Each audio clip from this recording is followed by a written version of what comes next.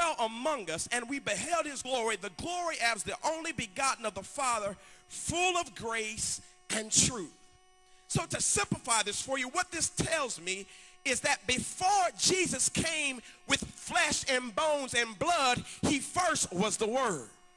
So even though you can't see Jesus, you still can have a relationship with him because you can find him in the Word. If you get a relationship with the Word, you automatically will have a relationship with Jesus. And if you have a relationship with Jesus, you have access to the blood. If you have access to the blood, you got some power.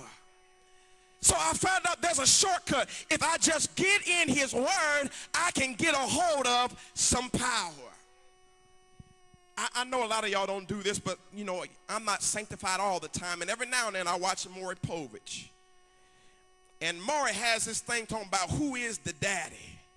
You know, the girls come on there acting a fool, you know. A lot of times if you would have read the Word, the girl wouldn't have to go through all that. But that's another story. But anyway, the way they figure out who the father is, they have a blood test. And the blood test determines who the father is. Young folk, don't tell me you're saved. I need a blood test. I need to know whose blood are you walking around with.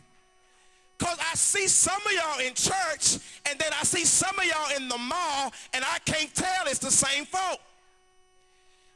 Because you acting another way. I need a blood test. I need to see whose blood do you have.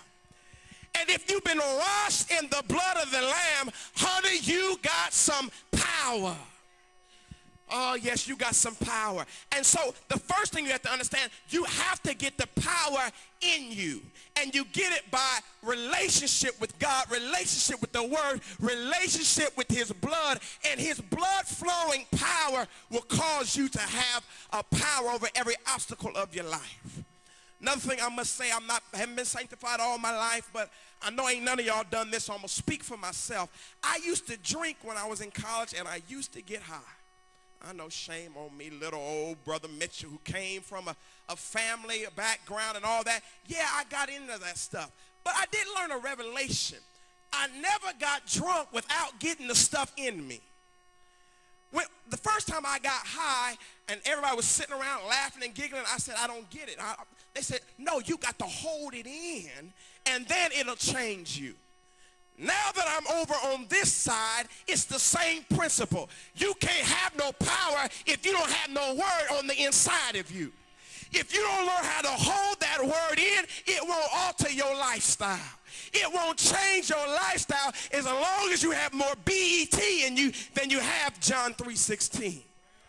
I learned that if I wanted to get high, if I wanted to get drunk, I had to get enough of it in me.